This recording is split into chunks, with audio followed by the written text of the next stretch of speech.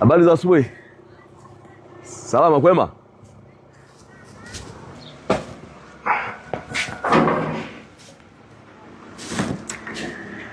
Hii ni ofisi yetu ya umma, ni ofisi ya mtendaji wa kata ya Kipunguni B. Huu ni muda wa kazi na ni asubuhi, ni zaidi ya saa 1:30. Ofisi haijafunguliwa. Nitoe maelekezo yafuatayo. Watumishi wa umma ni lazima wafanye kazi. Lazima wafanye kazi. Serikali imeajiri watu ili wawahudumie wananchi. Mheshimiwa Rais Daktari Samia Suluhu Hassan anataka Watanzania wasikilizwe, wahudumiwe, watatuliwe kero zao. Hatuwezi kufikia malengo hayo kama muda wa kazi ofisi ya umma inakuwa imefungwa namna hii.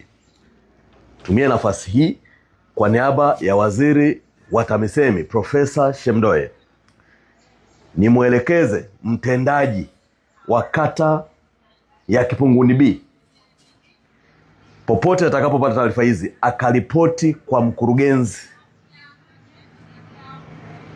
wa halmashauri husika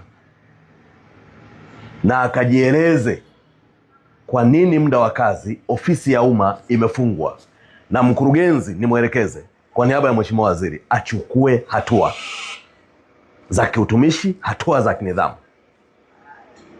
Mambo ya nchi hayataki uhovyo hovyo.